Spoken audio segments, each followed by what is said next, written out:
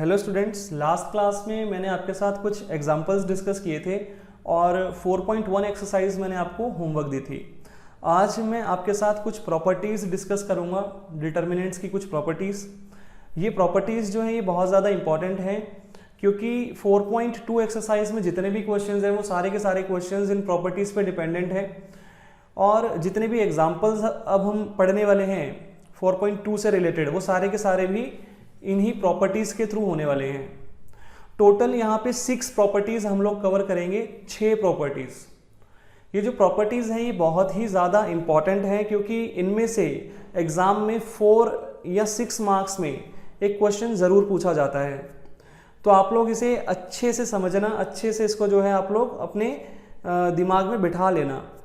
अब यहाँ पे सबसे पहले हम लोग प्रॉपर्टी 1 डिस्कस करेंगे। प्रॉपर्टी 1 को डिस्कस करने से पहले मैं आपके साथ एक एग्जाम्पल सॉल्व करना चाहूँगा। एग्जाम्पल नंबर 6 हम यहाँ पे सॉल्व करेंगे। उसके बाद हम P1 को रीड आउट करेंगे, प्रॉपर्टी 1 को रीड आउट करेंगे।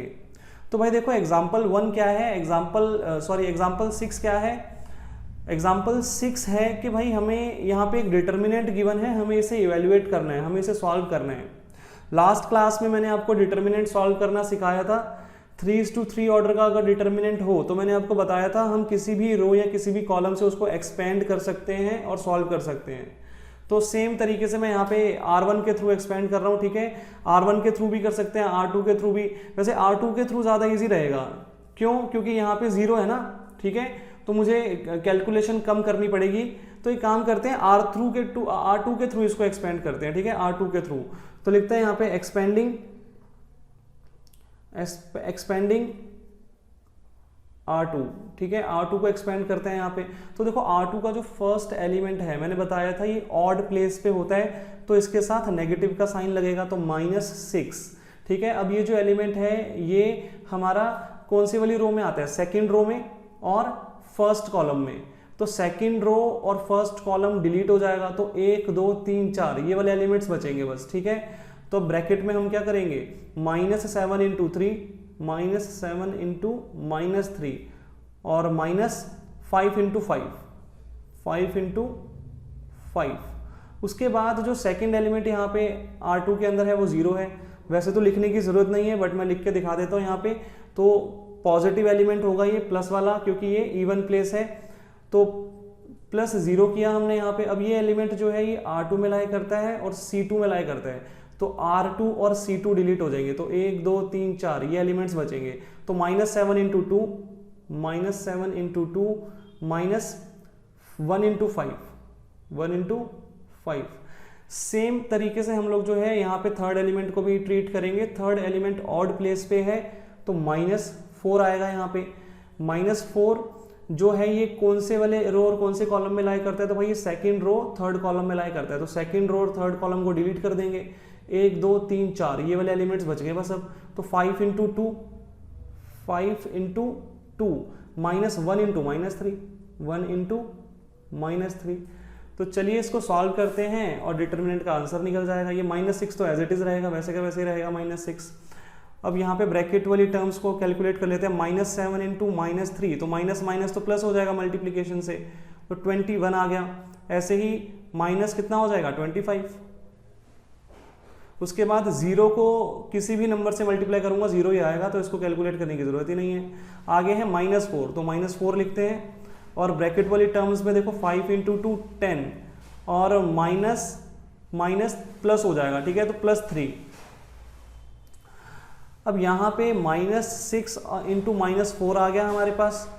ये वाला -4 वैसे का वैसे, और ये कितना हो गया? 13 हो गया। अब देखो -6 × -4 मल्टीप्लीकेशन करेंगे तो माइनस माइनस क्या हो जाएगा? प्लस हो जाएगा। 6 × 4 कितना हुआ? 24। ऐसे ही 4 × 13 करेंगे तो 4 × 13 कितना आएगा? 52, तो -52 आ गया। तो देखो भाई अब ये आंसर क्या आया हमारे पास? -52 + 24। तो -52 + 24 करेंगे तो कितना आएगा? -28। ये इस डिटर्मिनेंट का आंसर हमारे पास आया। अभी तक मैंने आपको प्रॉपर्टी 1 नहीं सिखाई, ना ही मैंने डिस्कस की है। हमने सिर्फ क्या किया, इस एग्जाम्पल को हमने सॉल्व किया, हमने इसका डिटर्मिनेंट फाइंड आउट किया, बस, ठीक है, यही काम किया हमने। अब हम आते हैं प्रॉपर्टी 1 पे। प्रॉपर्टी 1 हमारी क्या कहती है, एक बार रीड आउट कर लेते हैं। प्रॉपर्टी 1 में यहाँ पे क्या लिखा हुआ है, तो यहाँ पे लिखा हुआ है कि भाई the value of determinant remains unchanged if its rows and columns are interchanged. भाई एक डिटर्मिनेंट की वैल्यू पे कोई फर्क नहीं पड़ेगा अगर मैं उसके सारे के सारे रोज को कॉलम में कन्वर्ट कर दूं या फिर सारे के सारे कॉलम्स को रो में कन्वर्ट कर दूं। तो भाई ये क्या चीज थी, एक बार इसको समझते हैं। देखो भाई इसी एग्जांपल में दोबारा से एक बार, अब मैं क्या करूंगा, मैं इन सारे रोज को ना कॉलम में कन्वर्ट कर दूंगा। देखो कैसे, मैं इसको दोबारा से सॉल्व करूंगा एक बार। ये जो डिटर्मिनेंट था मैं इसको दोबारा यहाँ पे लिखता हूँ एक बार। मैं फर्स्ट रो को फर्स्ट कॉलम बना रहा हूँ, देखो ध्यान से, ये फर्स्ट कॉलम बना दिया। सेकंड रो को सेकंड कॉलम बना दिया मैंने, ठीक है, सेकंड जो रो थी मेरी वो सेकंड अब कॉलम बन गई। ऐसे ही थर्ड रो को थर्ड कॉलम बना दिया, थर्ड रो को थर्ड कॉलम बना दिया। मैंने सारी रोज को कॉलम में कन्वर्ट कर दिया। अल्टरनेटिवली मैं इसको ये भी तो बोल सकता हूँ मैंने सारे कॉलम्स को रो बना दिया। देखो कैसे, ये जो फर्स्ट कॉलम था मेरा, ये फर्स्ट कॉलम देखो फर्स्ट रो बन चुका है, सेकंड कॉलम देखो सेकंड रो बन चुका है, थर्ड कॉलम देखो थर्ड रो बन चुका है। तो मैं अल्टरनेटिवली ऐसा बोल सकता हूं कि मैंने सारे कॉलम्स को भी रो बना दिया, ठीक है। तो मतलब इस चीज से कोई फर्क नहीं पड़ता कि मैं सारे रोज को कॉलम में कन्वर्ट कर रहा हूं या सारे कॉलम्स को रो में कन्वर्ट कर रहा हूं, अल्टीमेटली इफेक्ट सेम आएगा उसका, ठीक है। तो मैंने सारे रोज को कॉलम में चेंज कर दिया, मैं ऐसा बोलता हूं, सारे रोज को मैंने कॉलम में कन्वर्ट कर दिया। तो अब मैं क्या करूंगा, अब मैं ये जो मेरे पास डिटर्मिनेंट आया है ना, इसको मैं सॉल्व करूंगा, इसका मैं आंसर निकालूंगा और फिर देखते हैं भाई क्या होता है। तो मैं इसको एक्सपेंड करता हूँ, डिटर्मिनेंट की वैल्यू निकालनी है मुझे, और मैं इसको ना R2 के थ्रू एक्सपेंड करूंगा, क्योंकि देखो यहाँ पे 0 है मेरे पास, ठीक है। हालांकि अब एलिमेंट्स चेंज हो चुके हैं, देखो एलिमेंट्स अब चेंज हो चुके हैं R2 के, बट क्योंकि यहाँ पे 0 है मेरे पास इसलिए मैं इसके थ्रू एक्सपेंड करूंगा, थोड़ा ईजी रहेगा। तो लिखते हैं यहाँ पे एक्सपेंडिंग R2 से हम इसको एक्सपेंड करेंगे। तो फर्स्ट एलिमेंट यहाँ पे हमारे पास -3 है, बट ये ऑड प्लेस है। सेकेंड रो के अंदर फर्स्ट एलिमेंट ऑड प्लेस होता है, मैंने लास्ट क्लास में बताया था। अगर आपको याद नहीं है तो आप दोबारा से एक बार क्लास देखना, ठीक है। तो साइन यहाँ पे क्या हो जाएगा, नेगेटिव हो जाएगा ना, नेगेटिव और -3 तो है ही, तो माइनस माइनस प्लस हो जाएगा यहाँ पे, तो माइनस माइनस प्लस हो जाएगा यहाँ पे, ठीक है। अब उसके बाद भाई मुझे इसको मल्टीप्लाई करना पड़ेगा किसके साथ, तो देखो भाई ध्यान से, ये एलिमेंट सेकंड रो में लाई करता है तो second row delete, first column में लाई करता है तो फर्स्ट कॉलम भी डिलीट। तो ये वाले एलिमेंट्स बच गए 1 2 3 4। तो देखो -7 × 6 फिर -4 × 1, ठीक है। ऐसे ही सेकेंड एलिमेंट जब मैं 0 लूंगा तो 0 ही हो जाएगा, लिखने की जरूरत है नहीं। सीधा आते हैं यहाँ वाले थर्ड एलिमेंट पे, ठीक है। तो ये जो है ये भी ऑड प्लेस पे है, तो भाई इसके साथ भी साइन जो है वो चेंज हो जाएगा, इसका भी पॉजिटिव था तो नेगेटिव हो गया अब साइन। और ये एलिमेंट जो है ये सेकंड रो थर्ड कॉलम में लाई करता है तो second row delete third column delete. तो 1 2 3 4 ये वाले एलिमेंट्स बचे हैं अब। तो देखो भाई 4 × 2 और -5 × 6, ठीक है। इस तरीके से ये भी लिख दिया हमने। अब देखो ये तो +3 हो गया और मल्टीप्लाई करेंगे 7 × 6, तो 7 × 6 हमारे पास 42 माइनस का आ गया, माइनस का 42 और माइनस ये हो गया 4 × 1 4। ऐसे ही -5 वैसे का वैसे, 4 × 2 8 और -5 × 6 30। अब देखो भाई 42 और 4 दोनों माइनस में है ये, तो प्लस हो जाएंगे, माइनस माइनस प्लस हो जाएगा, ठीक है। तो -46 हो जाएगा, -46 × 3 कितना आएगा, 46 × 3 कितना होता है भाई 138, तो -138 आएगा ये। ऐसे ही यहाँ पे देखो -30 + 8 है, -30 + 8 तो -22 हो गया, -22 × -5, -22 × -5 तो माइनस माइनस प्लस हो जाएगा 110, ठीक है। अब देखो -138 + 110 आंसर कितना आया, -28 आया, ठीक है। अब मुझे एक बात बताओ, नॉर्मली जब मैंने इस डिटर्मिनेंट को सॉल्व किया था तब भी तो आंसर मेरा यही आया था, नॉर्मली सॉल्व करने पे भी यही आया था। और मैंने सारे रोज को कॉलम में कन्वर्ट कर दिया, या मैं इस तरीके से बोलूँ सारे कॉलम्स को रो में कन्वर्ट कर दिया, एक ही बात है। तो फिर भी मेरा आंसर सेम ही आया ना, फिर भी सेम आया, ठीक है।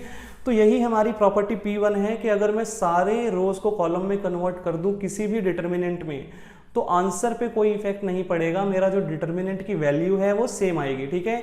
देखो दोबारा पढ़ो एक बार, the value of determinant remains unchanged if its rows and columns are interchanged. अगर मैं उसके रोज को कॉलम में कन्वर्ट कर दूं, या मैं अल्टरनेटिवली ये बोल सकता हूं मैंने कॉलम को रो में कन्वर्ट कर दिया, तो उस केस में आंसर में कोई फर्क नहीं आएगा। अब बात यहाँ पे ये है, मैं सारे के सारे रोज को कन्वर्ट कर रहा हूँ कॉलम में, ऑल रोज, ठीक है, सारे रोज। ऐसा नहीं है कि किसी एक रो को कॉलम में कन्वर्ट कर रहा हूँ, किसी दो रोज को कॉलम में कन्वर्ट कर रहा हूँ, ऐसा नहीं हो रहा। सारे के सारे रोज को मैं कॉलम में कन्वर्ट कर रहा हूँ, इस बात का ध्यान रखना, ठीक है। तो ये P1 थी हमारी, P1 हमारी कंप्लीट हो गई एग्जाम्पल 6 के साथ। अब आगे बढ़ते हैं P2 की तरफ, प्रॉपर्टी 2 की तरफ। तो प्रॉपर्टी 2 यहाँ पे हमारे पास क्या है, प्रॉपर्टी 2 समझने से पहले हम एग्जाम्पल 7 करेंगे और फिर हम प्रॉपर्टी 2 को रीड आउट करेंगे और देखेंगे कि भाई प्रॉपर्टी 2 क्या है। सबसे पहले यहाँ पे हमें एक डिटर्मिनेंट गिवन है और हमें इसको इवेल्युएट करना है, इसका आंसर हमें निकालना है। सेम क्वेश्चन मैंने यहाँ पे लिया है जो हमने एग्जाम्पल 6 में था, वही सेम क्वेश्चन बुक में दिया हुआ था, तो वही सेम क्वेश्चन हमने यहाँ पे ले लिया। तो आंसर भी इसका सेम ही आएगा, ठीक है। अगर मैं इसको सॉल्व करूंगा तो -28 ही आएगा, तो मैं दोबारा नहीं लिखूंगा। डिटर्मिनेंट का आंसर क्या आएगा, -28 आएगा नॉर्मली सॉल्व करने पे, ठीक है। ये आपको पता है, अब कोई दिक्कत नहीं है। अब यहाँ पे समझने वाली बात क्या है, प्रॉपर्टी 2 की बात क्या है यहाँ पे। तो भाई देखो, ये जो डिटर्मिनेंट है ना, नॉर्मली इसका आंसर -28 आना चाहिए नॉर्मली, ठीक है, नॉर्मली ये आंसर आना चाहिए इसका।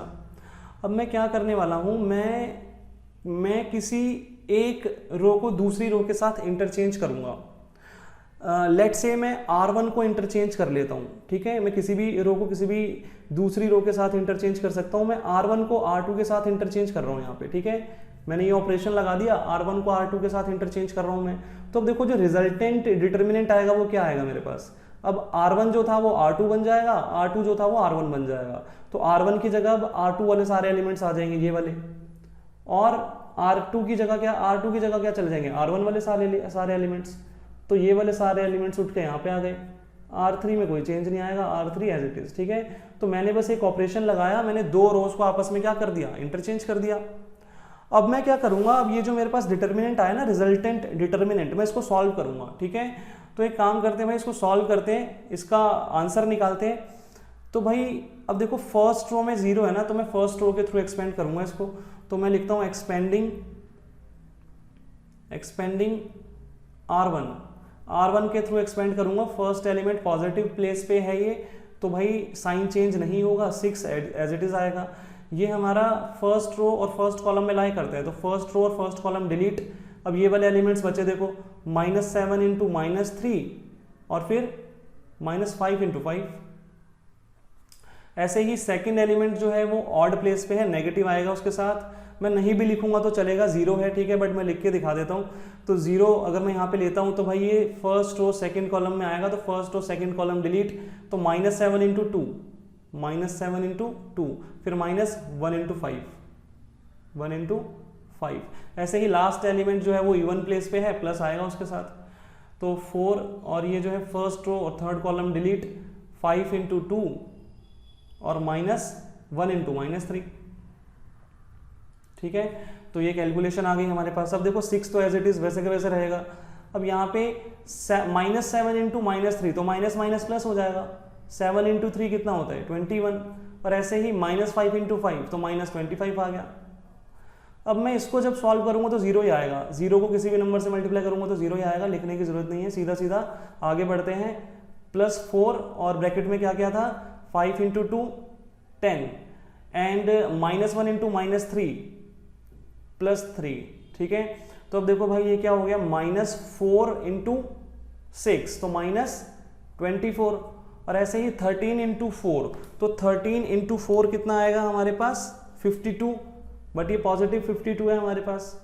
अब 52 में से 24 लेस करूंगा तो कितना बचेगा, 28 बचेगा, ठीक है। ये मेरा आंसर आ गया, 28 आ गया।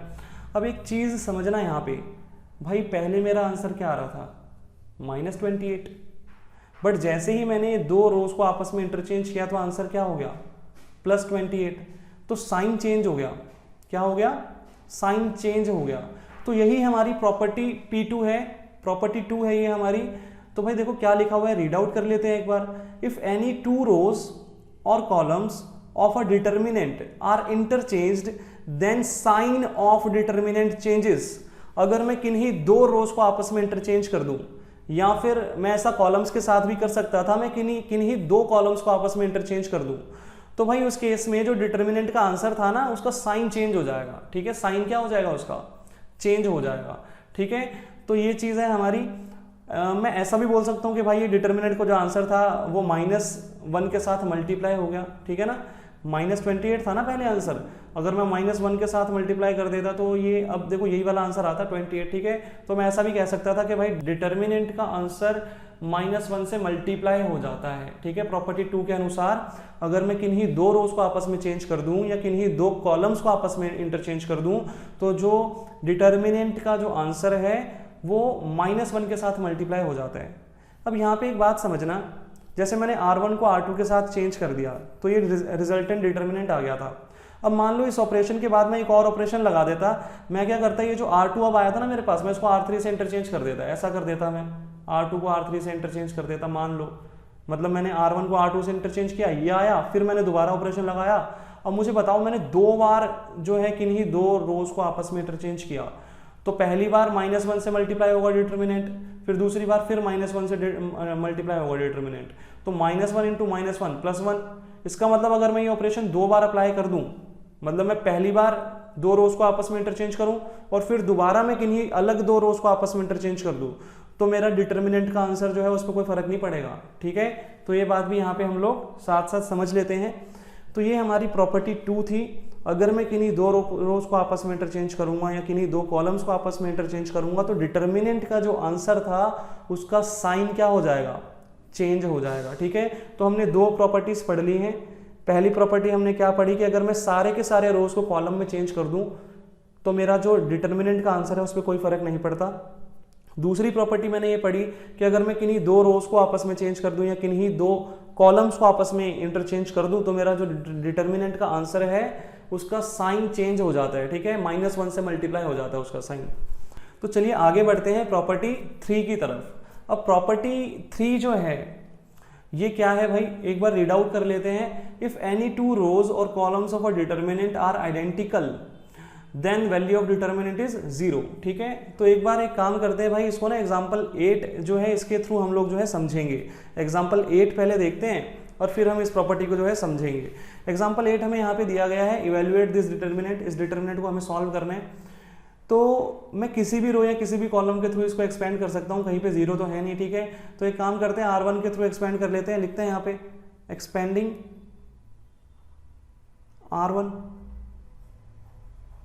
R1 के थ्रू एक्सपेंड करते हैं, सॉल्व करते हैं और फिर देखेंगे भाई प्रॉपर्टी 3 क्या है हमारी।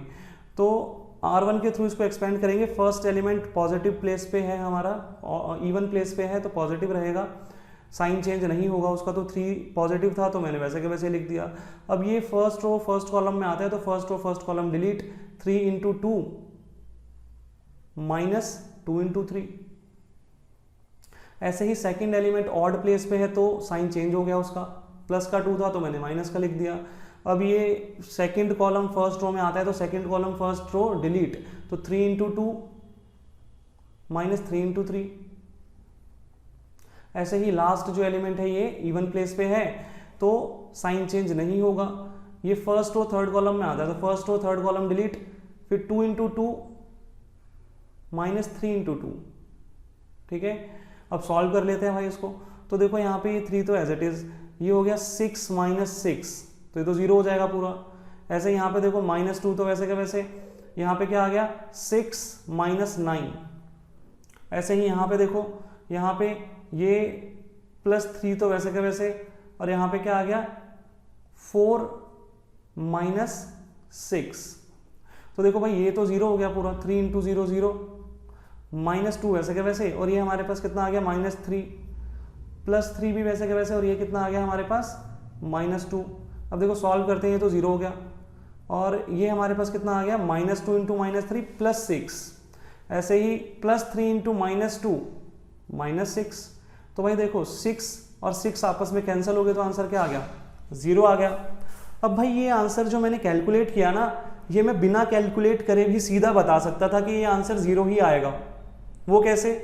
तो भाई देखो इस डिटर्मिनेंट में जो फर्स्ट रो थी उसके एलिमेंट्स देखो क्या थे, 3 2 3, और जो थर्ड रो थी उसके एलिमेंट्स भी देखो क्या थे, 3 2 3, मतलब आइडेंटिकल एलिमेंट्स थे, सारे के सारे रिस्पेक्टिव एलिमेंट्स देखो सेम थे, first element same, second element same, third element same. तो इसका मतलब R1 और R3 जो थे वो आइडेंटिकल थे। अगर किसी भी डिटर्मिनेंट में कोई दो रोज आपस में सेम हो या फिर कोई दो कॉलम्स भी आपस में सेम हो तो उस डिटर्मिनेंट का आंसर 0 ही आएगा, ठीक है, हमेशा। तो यही हमारी प्रॉपर्टी 3 है। एक बार मैं रीड आउट करवा देता हूं, देखो, इफ एनी टू रोज और columns of a determinant are identical, identical का मतलब क्या है, ब्रैकेट में लिखा हुआ है all corresponding elements are same, सारे के सारे कॉरस्पॉन्डिंग एलिमेंट सेम होने चाहिए। देखो, first element same, second element same, third element same, then the value of determinant is 0, तो उस डिटर्मिनेंट की वैल्यू हमेशा क्या आएगी, 0 ही आएगी। तो कैलकुलेशन करने की जरूरत नहीं पड़ेगी, वहां पे सीधा सीधा आंसर पता चल जाएगा। प्रॉपर्टी 3 के अनुसार उस डिटर्मिनेंट की वैल्यू क्या होगी, 0 ही होगी, ठीक है। तो अब तक हमने 3 प्रॉपर्टीज पढ़ ली हैं अपनी। पहली प्रॉपर्टी हमने क्या पढ़ी थी, पहली प्रॉपर्टी हमने पढ़ी थी कि अगर मैं सारे रोज को कॉलम में कन्वर्ट कर दूं तो डिटर्मिनेंट के आंसर पे फर्क नहीं पड़ता। दूसरी प्रॉपर्टी हमने पढ़ी थी, अगर मैं किन्हीं दो रोज को आपस में इंटरचेंज कर दूं या किन्हीं दो कॉलम्स को आपस में इंटरचेंज कर दूं तो जो मेरा डिटर्मिनेंट का आंसर है उसका साइन चेंज हो जाता है, मतलब -1 से मल्टीप्लाई हो जाता है। ऐसे ही प्रॉपर्टी 3 मैंने पढ़ ली कि भाई अगर कोई दो रोज आपस में सेम है या कोई दो कॉलम्स आपस में सेम है तो उस डिटर्मिनेंट का जो आंसर है वो 0 ही आएगा हमेशा, ठीक है। तो ये 3 प्रॉपर्टीज हमने पढ़ ली हैं, दिमाग में एकदम बिठा के रखना सारी बातें। अब आगे बढ़ते हैं प्रॉपर्टी नंबर 4 की तरफ। प्रॉपर्टी 4 को डिस्कस करने से पहले हम एग्जांपल नंबर 9 करेंगे। यहाँ पे हमारी बुक का एग्जांपल नंबर 9 जो है, तो एग्जांपल यहाँ पे है इवेल्युएट दिस डिटर्मिनेंट, हमें इस डिटर्मिनेंट का आंसर निकालना है, ठीक है, इस डिटर्मिनेंट का आंसर निकालना है। अब देखना मैं इसको सॉल्व कैसे करूंगा, ठीक है, फोकस करना, थोड़ा नई चीजें हम यहाँ पे सीखने वाले। तो देखो, जो डिटर्मिनेंट यहाँ पे गिवन है मैं इसको किस तरीके से लिखने वाला हूं, ध्यान से देखना। यहाँ पे जो फर्स्ट रो है ना, ये सारे एलिमेंट्स फर्स्ट रो के जो है ये 6 के मल्टीपल्स हैं, 6 के मल्टीपल्स हैं। जैसे देखो 102 जो है ये कैसे आएगा, 6 × 17 करके, अगर मैं 6 को 17 से मल्टीप्लाई करूं तो 102 आएगा, ये सारे 6 के मल्टीपल्स हैं। ऐसे देखो 18 कैसे आएगा, 6 × 3, ऐसे देखो ये आएगा 6 × 6 36, ठीक है। सेकेंड रो वैसे की वैसे, थर्ड रो वैसे की वैसे, थर्ड रो वैसे की वैसे। तो इसका मतलब ये सारे के सारे एलिमेंट्स एक नंबर के मल्टीपल थे, किसी एक नंबर के, एक स्पेसिफिक नंबर के, सेम नंबर के। देखो 6 के मल्टीपल है सारे। अब मैं क्या कर सकता हूं ना, मैं ये 6 को कॉमन ले सकता हूं R1 में से। यहां पे लिखते हैं टेकिंग 6 कॉमन फ्रॉम R1, मैंने R1 में से 6 कॉमन ले लिया, देखो 6 बाहर आ गया।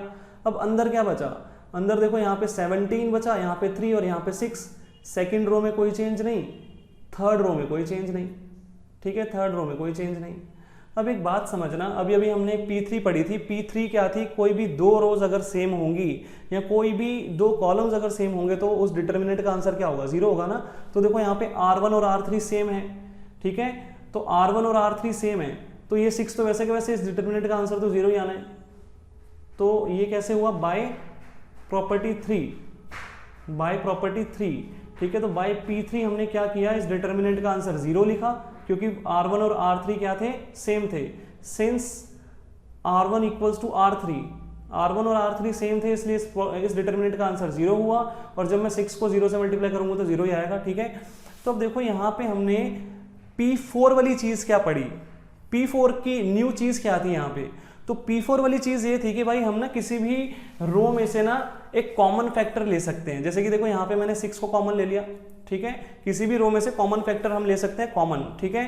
तो देखो यहाँ पे यही चीज यहाँ पे लिखे, एक बार रीड आउट करते हैं। If each element of a row और a column of a determinant is multiplied by a constant k, then its value gets multiplied by k। अब ये थोड़ा ना कॉम्प्लेक्स तरीके से लिखा हुआ है, ठीक है, जो लिखा हुआ है प्रॉपर्टी 4 की जो वर्डिंग्स है वो थोड़ी कॉम्प्लेक्स हैं। यहाँ पे देखो कुछ कंक्लूजन्स मैंने लिखे हैं, इनको रीड आउट करते हैं। By this property we can take out any common factor from any one row और एनी वन कॉलम। मैं किसी भी एक रो में से कोई कॉमन फैक्टर ले सकता हूँ बाहर, जैसे मैंने यहाँ पे लिया, ठीक है। तो इस प्रॉपर्टी को मैंने ब्रेकअप किया, कंक्लूजन यहाँ पे लिखे हुए हैं। ये लैंग्वेज अगर समझ में नहीं आएगी तो हम यहाँ से पढ़ेंगे इसको, ठीक है। तो हम यहाँ से पढ़ते हैं भाई। पहली बात तो आपको समझ में आ गई होगी कि भाई हम कोई भी एक रो में से कॉमन फैक्टर कॉमन ले सकते हैं बाहर, ठीक है।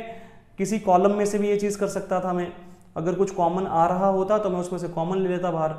सेकेंड कंक्लूजन देखो यहाँ पे क्या है, if corresponding elements after taking out common factor of any two rows और any two columns are same then value of determinant is 0। अब ये तो मैंने P3 वाली बात लिखी है, ठीक है, कि भाई if corresponding elements after taking out common factor, common factor बाहर लेने के बाद, देखो कॉमन फैक्टर बाहर ले लिया हमने, उसके बाद अगर कॉरेस्पॉन्डिंग एलिमेंट्स किन्हीं दो रोज के या किन्हीं दो कॉलम्स के अगर सेम आ रहे हैं तो उस डिटरमिनेंट का आंसर क्या आएगा, 0।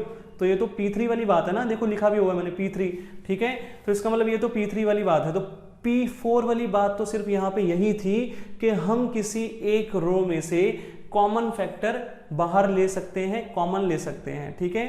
अगर वो एक ही नंबर से, देखो एक ही नंबर के मल्टीपल होंगे, जैसे यहाँ पे 6 के मल्टीपल थे सारे के सारे नंबर्स, तो हमने 6 कॉमन ले लिया बाहर, ठीक है। और उसके बाद हमने P3 अप्लाई कर दी, ठीक है। तो इस तरीके से ये P4 थी हमारी, P4। तो चलिए आगे बढ़ते हैं प्रॉपर्टी 5 की तरफ, P5 की तरफ। एक बार रीड आउट कर लेते हैं कि भाई प्रॉपर्टी क्या है। तो यहाँ पे लिखा हुआ है इफ सम और all elements, if sum or all elements of a row or column of a determinant are expressed as a sum of two or more terms then the determinant can be expressed as sum of two or more determinants। अब भाई ये बात पक्की बात है कि पढ़ के तो समझ में नहीं आई होगी, ठीक है, रीड आउट करके तो समझ में आई नहीं होगी ये। तो इसीलिए हम यहाँ पे एग्जाम्पल 10 सॉल्व करेंगे और फिर हम इसको दोबारा रीड आउट करेंगे, देखेंगे भाई समझ में आया है कि नहीं आया। एग्जाम्पल 10 क्या है, तो एग्जाम्पल 10 यहाँ पे ये है कि भाई show that this determinant is equals to 0। हमें यहाँ पे शो करना है कि ये जो लेफ्ट हैंड साइड है इसको जब हम सॉल्व करेंगे तो आंसर क्या आएगा, 0 आएगा, ठीक है। तो इस डिटर्मिनेंट को सॉल्व करके 0 प्रूव करना है इसका आंसर। तो भाई चलिए करते हैं। तो डिटर्मिनेंट यहाँ पे मैं एक बार नोट डाउन कर लेता हूँ, देखो लिखते हैं यहाँ पे a था, यहाँ पे a + 2x, यहाँ पे x, यहाँ पे b, यहाँ पे b + 2y, यहाँ पे y, यहाँ पे c + 2z, यहाँ पे z। मुझे इसको सॉल्व करना है और 0 लेके आना है इसका आंसर। अब एक बात समझना ध्यान से, यहाँ पे P5 वाली बात क्या थी मैं वो समझा रहा हूँ आपको। भाई R2 के एलिमेंट्स देखो, R2 के एलिमेंट्स, R2 के जो ये एलिमेंट्स हैं ये दो टर्म्स का एडिशन है। देखो दो टर्म्स का addition, first term second term add करके आया, ऐसे ही first term second term add किया हुआ है तो ये एलिमेंट आ गया। ऐसे यहाँ पे भी दो एलिमेंट्स को ऐड किया हुआ है। एक रो के सारे एलिमेंट्स जो हैं वो दो टर्म्स का समीशन है। अब वो दो टर्म्स अलग अलग हैं, देखो सारे एलिमेंट्स में अलग अलग टर्म्स हैं, उससे फर्क नहीं पड़ता, लेकिन ये दो टर्म्स का समीशन है, सारे एलिमेंट्स दो टर्म्स का समीशन है। तो मैं यहाँ पे क्या कर सकता हूँ ना, देखो ध्यान से, यहाँ पे मैं क्या कर सकता हूँ, देखो फर्स्ट रो तो as it is, first row में कोई चेंज नहीं आएगा। अब मैं क्या करूँगा, ये जो फर्स्ट एलिमेंट था ना, देखो सारी टर्म्स का फर्स्ट एलिमेंट, सिर्फ मैं फर्स्ट एलिमेंट लिखूंगा, सिर्फ फर्स्ट एलिमेंट, ठीक है। सेकंड एलिमेंट मैंने नहीं लिखा, ये वाली टर्म्स जो थी ना सेकंड वाली टर्म्स, ये मैंने नहीं लिखी यहाँ पे, सिर्फ मैंने फर्स्ट वाली टर्म्स लिखी है, ए बी और सी, और लास्ट में जो थर्ड वाला था वो वैसे के वैसे थर्ड रो। अब देखो मैं यहाँ पे बीच में प्लस का साइन था ना, इनके बीच में प्लस का साइन था तो प्लस का साइन लगा दिया। और अब दोबारा से एक डिटर्मिनेंट लिखूंगा जिसमें कि फर्स्ट रो सेम रहेगी, सेकंड रो में अब क्या होगा, सेकंड टर्म्स आ जाएंगी, देखो 2x 2y 2z, और third row as it is same. तो ये है P5, ये है P5। तो P5 हमें क्या सिखाती है कि अगर किसी रो के अंदर है ना दो टर्म्स का समीशन रिप्रेजेंट करते हो एलिमेंट्स, तो हम दो अलग अलग एलिमेंट्स उनको जो है शो कर सकते हैं। मैं दो डिटर्मिनेंट का सम शो कर सकता हूं इस डिटर्मिनेंट को, ये जो डिटर्मिनेंट है ये इन दो डिटर्मिनेंट का सम है, अगर इन दो डिटर्मिनेंट को मैं ऐड अप करूं तो ये डिटर्मिनेंट आएगा, ठीक है। तो ये हमारी P5 थी। अब मुझे तो इस क्वेश्चन को सॉल्व करके इसका आंसर 0 ला के दिखाना था ना, तो अब देखो ध्यान से, ये दो अलग अलग डिटर्मिनेंट बन गए। अब इस वाले डिटर्मिनेंट पे फोकस करो, पहले वाले डिटर्मिनेंट पे। यहाँ पे देखो R1 और R2 सेम है ना, R1 और R2 सेम है, तो बाय P3 अप्लाई करते हैं, देखो P3, तो बाय P3 इस डिटर्मिनेंट का आंसर तो क्या आ गया, 0। हमने अभी भी पढ़ा था P3 के अंदर कोई भी दो रोज अगर सेम होंगी तो आंसर क्या आ जाएगा डिटर्मिनेंट का 0। कोई भी दो रोज या कोई भी दो कॉलम्स अगर सेम है, आइडेंटिकल है, तो उस डिटर्मिनेंट का आंसर क्या होगा 0 होगा ना, तो 0 आ गया। अब ऐसे ही देखो इसका आंसर तो 0 आ गया P3 के अनुसार। अब इस वाले डिटर्मिनेंट पे आओ। अब यहाँ पे देखना ये जो R2 है ना, R2 इसमें कॉमन फैक्टर है 2, तो मैं 2 को कॉमन ले रहा हूँ, देखो बाहर ले लिया मैंने 2 को। अब बाकी सारे एलिमेंट्स मैंने वैसे के वैसे रख दिए। ये मैंने क्या किया, ये मैंने P4 अप्लाई की। अभी अभी हमने P4 पढ़ी थी, प्रॉपर्टी 4, तो ये काम कैसे हुआ, बाय P4, प्रॉपर्टी 4 के अनुसार मैंने कॉमन फैक्टर ले लिया, कोई दिक्कत नहीं है यहाँ तक, P4 के अनुसार कॉमन फैक्टर ले लिया। अब देखो इसके बाद अब यहाँ पे भी R2 और R3 सेम बन गए, तो अब मैं बाय P3 ऐसा लिख सकता हूँ ना, 0 + 2 इंटू ये भी क्या हो गया 0, तो आंसर क्या आ गया 0 आ गया। ठीक है, तो इस तरीके से इसका आंसर क्या आ गया 0। एक बार दोबारा रीड आउट करो, देखो प्रॉपर्टी क्या थी, इफ सम और all elements of a row और column of a determinant are expressed as sum of 2 or more terms, then the determinant can be expressed as a sum of 2 or more determinant। तो उस determinant को हम 2 या 2 से ज्यादा determinant का सम show कर सकते हैं। ठीक है, तो इस तरीके से ये जो है हमारी P5 थी। तो चलिए स्टूडेंट्स आगे बढ़ते हैं P6 की तरफ, प्रॉपर्टी 6 की तरफ। अब भाई प्रॉपर्टी 6 क्या है और ये कब अप्लाई होगी। सबसे पहली बात, प्रॉपर्टी 6 तब अप्लाई होगी जब पहली 5 प्रॉपर्टीज अप्लाई नहीं हो पाएंगी। मतलब मैं ना चेक करूंगा कि प्रॉपर्टी 1, 2, 3, 4 और 5 अप्लाई हो रही है कि नहीं हो रही। अगर उन 5 में से कोई भी प्रॉपर्टी अप्लाई नहीं हो रही होगी ना क्वेश्चन में, तब जाके मैं प्रॉपर्टी 6 अप्लाई करूंगा। ठीक है, प्रॉपर्टी 6 अप्लाई करूंगा। अब ये प्रॉपर्टी है क्या, तो भाई आपको ना याद होगा हमने एलिमेंट्री ऑपरेशंस पढ़े थे, तो हमने थर्ड ऑपरेशन पढ़ा था वहां पे। थर्ड ऑपरेशन क्या था, मैं किसी भी एक रो के अंदर, देखो यहाँ पे किसी भी एक रो के अंदर एक नॉन जीरो रियल नंबर को मल्टीप्लाई करके किसी दूसरी रो में उसको मैं क्या कर सकता हूँ, ऐड या सब्ट्रैक्ट कर सकता हूँ। तो देखो RI के अंदर मैंने ऑपरेशन लगाया, क्या ऑपरेशन लगाया, RI में मैंने प्लस किया K × RJ। तो किसी दूसरी रो के अंदर एक नॉन जीरो नंबर को मल्टीप्लाई करके किसी अलग रो के अंदर मैंने उसको ऐड या सब्ट्रैक्ट किया। तो यही चीज तो हमने थर्ड ऑपरेशन में पढ़ी थी ना। सेम चीज मैं किसी कॉलम पे भी अप्लाई कर सकता हूँ, तो ये कॉलम के फॉर्मेट में लिखा मैंने। ठीक है, तो ये हमारा थर्ड ऑपरेशन है जो हमने वहां पे पढ़ा था। अब इसको प्रैक्टिकली समझेंगे भाई, इसको ना एक एग्जाम्पल के थ्रू हम लोग करते हैं और समझते हैं कि भाई ये ऑपरेशन कब अप्लाई होगा और कब नहीं होगा। तो देखो यहाँ पे क्वेश्चन है, prove that this determinant is equal to A³। हमें प्रूव करना है कि इस डिटर्मिनेंट का आंसर क्या आएगा, A³ आएगा। तो भाई अब है ना, जितने भी प्रॉपर्टीज हमने अब तक पढ़ी थी ना, उन सब प्रॉपर्टीज को हमें यहाँ पे अप्लाई करना पड़ेगा। सारी की सारी प्रॉपर्टीज दिमाग में होनी चाहिए। तो एक बार क्विकली रिवाइज करते हैं भाई सारी की सारी प्रॉपर्टीज को। फर्स्ट प्रॉपर्टी हमने क्या पढ़ी थी, फर्स्ट प्रॉपर्टी हमने पढ़ी थी कि हम सारी रोज को अगर कॉलम में कन्वर्ट कर देंगे तो हमारे डिटर्मिनेंट के आंसर पे कोई फर्क नहीं पड़ेगा। सेकंड प्रॉपर्टी हमने क्या पढ़ी थी, सेकंड प्रॉपर्टी हमने पढ़ी थी कि अगर मैं किन्हीं दो रोज को आपस में इंटरचेंज कर दूं या किन्हीं दो कॉलम्स को आपस में इंटरचेंज कर दूं तो मेरा जो डिटर्मिनेंट का आंसर है उसका साइन चेंज हो जाएगा। मतलब वो जो आंसर है वो -1 से मल्टीप्लाई हो जाएगा। ठीक है, ये सेकंड प्रॉपर्टी थी। फिर हमने प्रॉपर्टी 3 पढ़ी थी। प्रॉपर्टी 3 क्या थी, प्रॉपर्टी 3 ये थी कि भाई अगर एक डिटर्मिनेंट के अंदर कोई दो रोज सेम है, आइडेंटिकल है, या कोई दो कॉलम्स आइडेंटिकल हैं तो उस डिटर्मिनेंट का आंसर 0 आएगा। ठीक है, ये प्रॉपर्टी 3 थी हमारी। दोबारा बताता हूं, प्रॉपर्टी 3 क्या थी, कोई दो रोज अगर सेम है या कोई दो कॉलम्स अगर सेम हैं तो इस सिचुएशन में डिटर्मिनेंट का आंसर 0 आएगा। ये प्रॉपर्टी 3 थी। प्रॉपर्टी 4 क्या थी, प्रॉपर्टी 4 थी कि भाई मैं किसी एक रो में से कॉमन फैक्टर ले सकता हूं बाहर, या किसी एक कॉलम में से भी मैं कोई कॉमन फैक्टर बाहर ले सकता हूं। ठीक है, ये मेरी प्रॉपर्टी 4 थी, कॉमन फैक्टर ले सकते हैं हम लोग। प्रॉपर्टी 5 क्या थी, प्रॉपर्टी 5 ये थी कि अगर किसी एक रो के अंदर जो एलिमेंट्स हैं वो दो अलग अलग टर्म्स का समीशन है तो मैं वो जो रो है उसको जो तोड़ दूंगा और दो अलग अलग डिटर्मिनेंट, देखो यहाँ पे लिखा हुआ है, अगर किसी एक रो के अंदर जो एलिमेंट्स हैं वो दो अलग अलग टर्म्स का समीशन है तो मैं क्या करूंगा, इन सारे एलिमेंट्स को तोड़ के दो अलग अलग डिटर्मिनेंट यहाँ पे बना सकता हूँ। ऐसे दो अलग अलग डिटर्मिनेंट में तोड़ सकता हूँ मैं। ठीक है, इन सारे एलिमेंट्स को। ठीक है, तो ऐसा कर सकता हूँ मैं किसी एक रो के अंदर अगर ऐसा हो तो ये प्रॉपर्टी 5 थी हमारी। और प्रॉपर्टी 6 क्या थी, प्रॉपर्टी 6 हमारा ऑपरेशन था जो हमने थर्ड ऑपरेशन एलिमेंट्री ट्रांसफॉर्मेशन में पढ़ा था, वो वाला ऑपरेशन। ठीक है, अब करना क्या है, तो भाई हमें जब एग्जाम्पल 11 यहाँ पे हम जब सॉल्व करेंगे तो हमें प्रूफ करना है कि इस डिटर्मिनेंट का आंसर ए क्यूब है। तो मैं ना एक एक करके सारी प्रॉपर्टीज अप्लाई करने की कोशिश करूंगा। तो सबसे पहले हम प्रॉपर्टी 1 को अप्लाई करने की कोशिश करते हैं। देखो यहाँ पे प्रॉपर्टी 1 क्या थी, प्रॉपर्टी 1 ये थी कि भाई हम सारी रोज को अगर कॉलम में कन्वर्ट कर दें तो जो डिटर्मिनेंट का आंसर है उस पर कोई फर्क नहीं पड़ेगा। क्या इस प्रॉपर्टी का यहाँ पे कोई काम हो सकता है क्या? तो नहीं भाई, यहाँ पे तो हमें ये प्रूव करना है कि इस डिटर्मिनेंट का आंसर ए क्यूब है।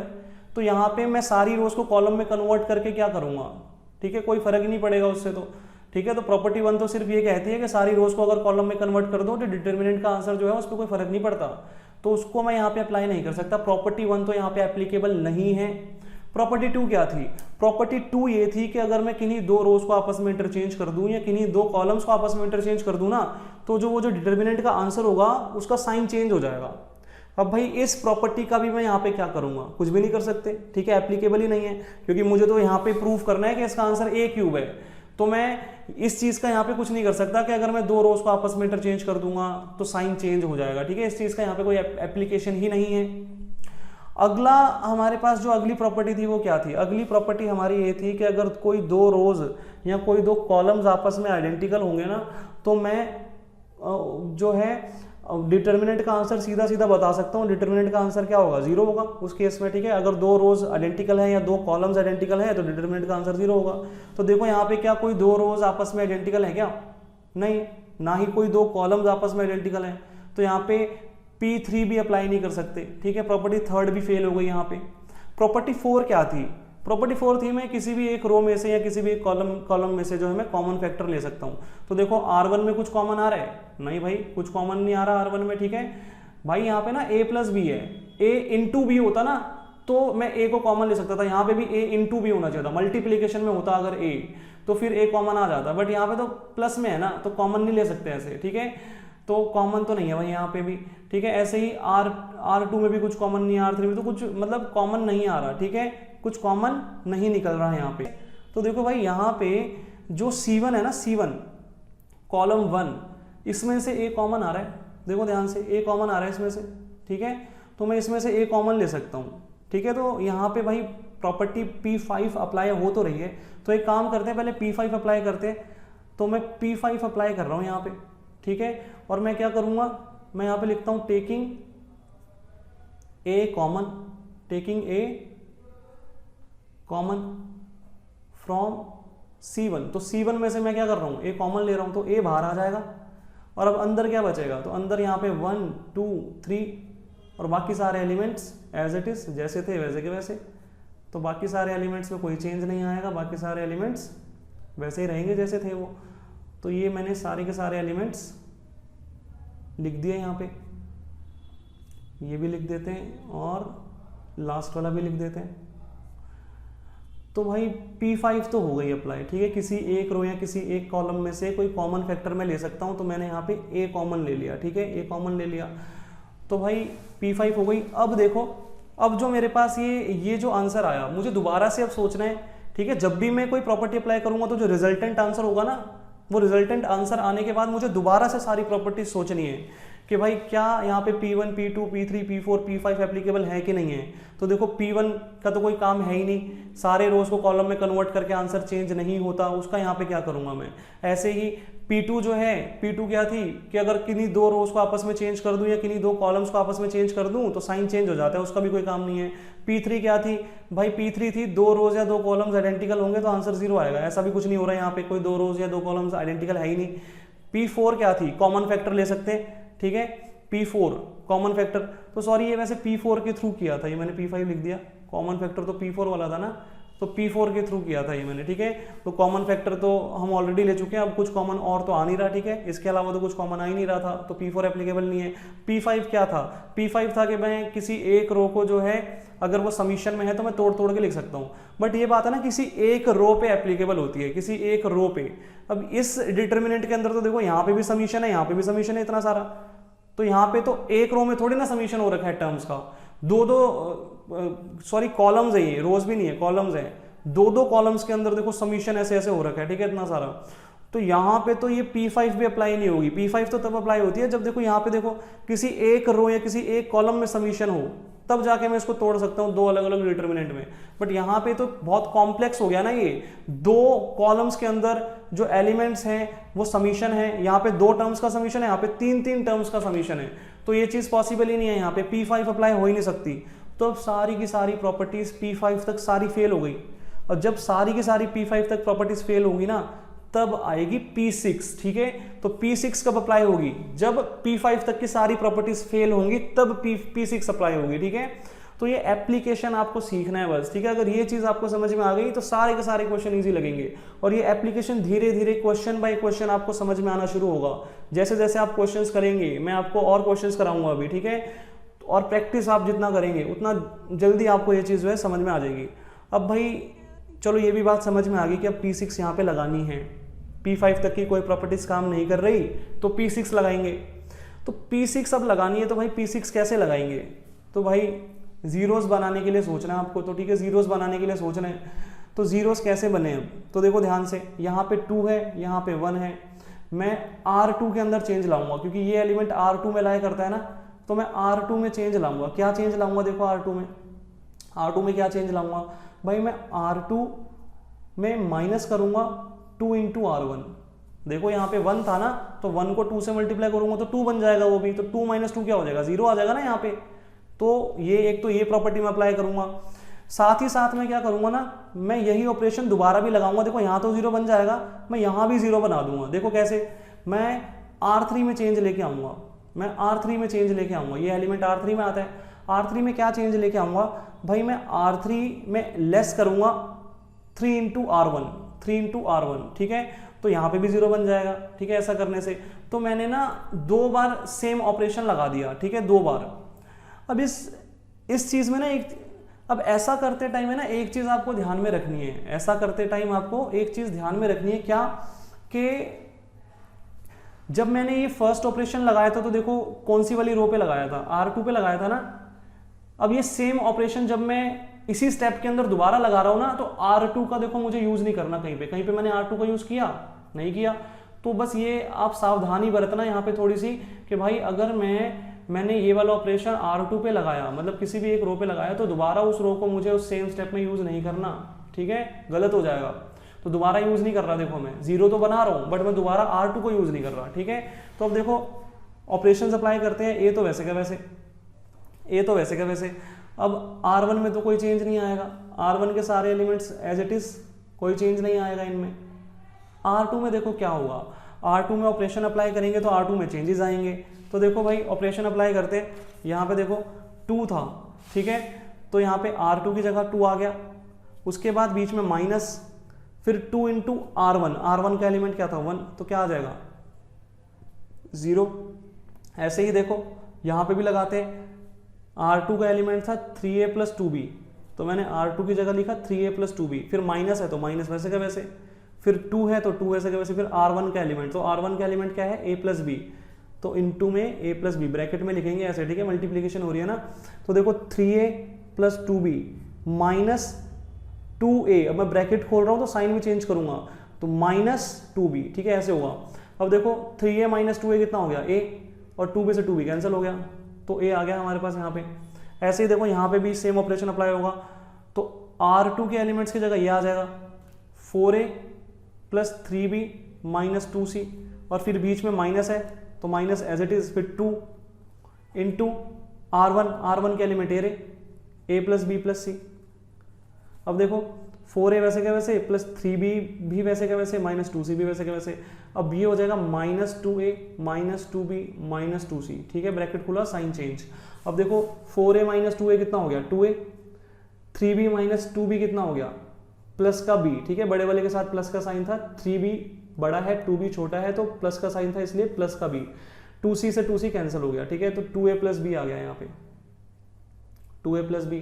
ऐसे ही अब मैंने थर्ड रो पे भी ऑपरेशन अप्लाई किया था, तो देखो थर्ड रो पे भी करते हैं same operation apply, R3 minus 3 into R1, तो यहाँ तो 0 आ जाएगा, ठीक है। यहाँ पे देखो फिर 6a प्लस 3b और माइनस 3 इंटू R1 के एलिमेंट्स क्या है a प्लस b, तो 6a plus 3b minus 3a minus 3b, तो 3b से 3b कैंसिल हो गया, 6a माइनस 3a कितना हो गया 3a। ऐसे यहाँ पे भी अप्लाई करते हैं। देखो 10a plus 6b plus 3c minus 3 into R1 के elements a plus b plus c। तो देखो 10a plus 6b plus 3c minus 3a minus 3b minus 3c। तो देखो 10a माइनस 3a 7a हो गया, 6b माइनस 3b तो plus का 3b हो गया, और 3c से 3c तो कैंसिल हो गया, तो यहाँ पे 7a प्लस 3b आ गया। ठीक है, तो इस तरीके से मैंने क्या किया, एक ही ऑपरेशन को मैंने 2 बार अप्लाई किया, सेम ऑपरेशन को मैंने 2 टाइम्स अप्लाई किया यहाँ पे। तो भाई एक चीज़ का ध्यान रखना ये ऑपरेशन अप्लाई करते टाइम कि अगर मैं साइमल्टेनियसली ऑपरेशन एक ही स्टेप में 2 बार लगा रहा हूँ तो फर्स्ट टाइम मैं जिस रो के अंदर चेंज लेके आया था ना, मैं उस रो को दूसरे वाले ऑपरेशन में यूज़ नहीं करूँगा। ठीक है, बस इस चीज़ का ध्यान रखना, जीरोस बनाओ ज़्यादा से ज़्यादा, बट दोबारा उस रो का यहाँ पे यूज़ नहीं करूँगा मैं सेम ऑपरेशन सेम स्टेप के अंदर। ठीक है, तो अब देखो यहाँ पे जीरोस बन गए। ठीक है, यहाँ पे जीरोस बन गए। वैसे मैं एक चीज़ और कर सकता हूँ, मैं चाहूँ तो मैं यहाँ पे भी 0 बना सकता हूँ। देखो यहाँ पे 0 बना दूंगा मैं। अब यहाँ पे 0 बनाने का फ़ायदा ये होगा कि जब मैं एक्सपेंड करूँगा ना C1 के थ्रू जब मैं एक्सपेंड करूँगा तो यहाँ पे 0 होगा तो कैलकुलेशन ईजी हो जाएगी। ठीक है, यहाँ पे भी मैं 0 बना दूंगा। तो देखो कैसे बनेगा, ये एलिमेंट R3 में आता है ना, तो मैं R3 में चेंज लाऊंगा। R3 में क्या चेंज आएगा, देखो ध्यान से, मैं R3 माइनस 3 इंटू R2 करूँगा। ऐसा करने से ना यहाँ पे 0 बन जाएगा। देखो ध्यान से, मैं ये ऑपरेशन अप्लाई कर रहा हूँ, ये तो वैसे का वैसे। अब ये जो चेंज है ये R3 में आ रहा है, तो R1 में कोई चेंज नहीं, R1 as it is, R2 में भी कोई चेंज नहीं, R3 पे ऑपरेशन अप्लाई करेंगे तो यहाँ पे भी 0 है, यहाँ पे भी 0 है, तो 0 ही रहेगा। 3a माइनस 3 इंटू a, तो 3a माइनस 3a 0 बन गया ना, और यहाँ पे 7a plus 3b minus 3 into 2a plus b। ठीक है, लिख के करते हैं। देखो यहाँ पे R3 की जगह 7a plus 3b, 7a plus 3b, फिर माइनस था तो माइनस वैसे क्या वैसे, फिर 3 इंटू R2 का एलिमेंट क्या है, 2a प्लस b। तो देखो 7a plus 3b minus 6a minus 3b, 3b से 3b कैंसिल हो गया, 7a माइनस 6a कितना आ गया, a आ गया। ठीक है, तो यहाँ पे भी 0 बन गया। अब इसके बाद मैं क्या करूँगा, तो देखो भाई इस स्टेप के बाद हम लोग क्या करेंगे, तो देखो भाई इस स्टेप के बाद हम लोग क्या करेंगे, इस स्टेप के बाद ज़्यादा से ज़्यादा जीरोस बन चुके हैं, मैं अब एक्सपेंड करूँगा C1 के अलॉन्ग। ठीक है, तो यहाँ पे लिखते हैं एक्सपेंडिंग C1। तो C1 को जब मैं एक्सपेंड करूँगा तो देखो सिर्फ मुझे एक ही एलिमेंट को यूज़ करना है, तो दोनों 0 है ना, तो 1 को मैं मल्टीप्लाई करूँगा, किसके साथ मल्टीप्लाई करूँगा मैं 1 को मैं मल्टीप्लाई करूँगा। देखो ये एलिमेंट फर्स्ट कॉलम में आता है, तो first column delete, a into A square minus 0 into 2a plus b।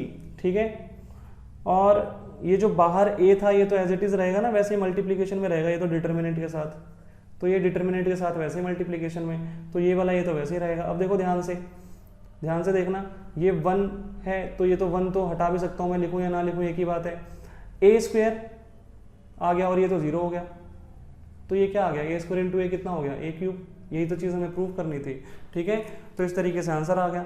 अब एक बार दोबारा देखो हमने किया क्या इस क्वेश्चन में। सबसे पहले मैंने क्वेश्चन देखा, मुझे प्रूफ करना था a क्यूब, तो मैंने P1, P2, P3, P4, P5 तक की प्रॉपर्टीज़ को याद किया, और P5 अप्लाई हो रही थी, C1 कॉलम में से a कॉमन आ गया था तो मैंने कॉमन ले लिया। ठीक है, उसके बाद फिर जो आंसर आया मैंने दोबारा से सारी प्रॉपर्टीज़ जो है वो सोची कि कोई अप्लाई हो रही है कि नहीं हो रही, तो कुछ भी नहीं हो रहा था अप्लाई। ठीक है, तो फिर मैंने क्या किया, फिर मैंने P6 अप्लाई कर दी। अब एक बार P6 अप्लाई होगी तो फिर P6 ही अप्लाई होगी। ठीक है, फिर कोई चेंजेस नहीं आने वाले। अब तो P6 अप्लाई की, P6 जब मैंने अप्लाई की तो मैं R2 के अंदर मैंने 0 बनाया, R2 में 0 बनाया, मैंने R2 पे ऑपरेशन लगाया ये वाला।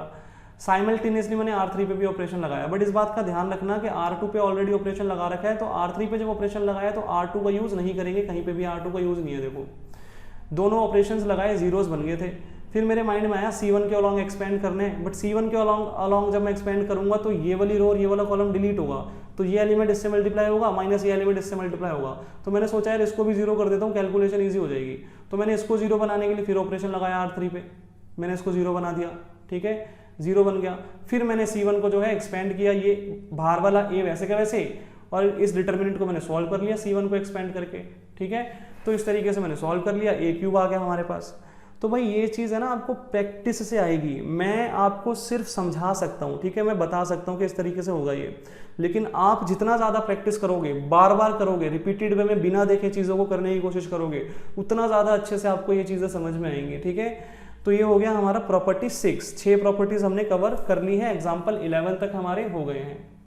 तो स्टूडेंट्स आज हम इतना ही करेंगे। अब आपसे एक रिक्वेस्ट है कि ये 6 की 6 प्रॉपर्टीज़ आप अच्छे से एक बार रिवाइज करना।